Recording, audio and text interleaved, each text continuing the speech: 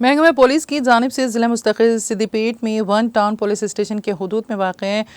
What وڈر colony میں مقامی عوام کو باشعور بنانے کی غرض سے تشہیری مہم آنکھ کھول دو کنوپو کے نام سے منعقد کی گئے، جس میں محکمہ کے فنکاروں نے سب انسپکٹر کنکیا کی قیادت میں اپنے مظاہروں سے عوام کو سڑک حادثات سے بچنے کے لیے حفاظتی انتظامات کرنے کا مشورہ دیا۔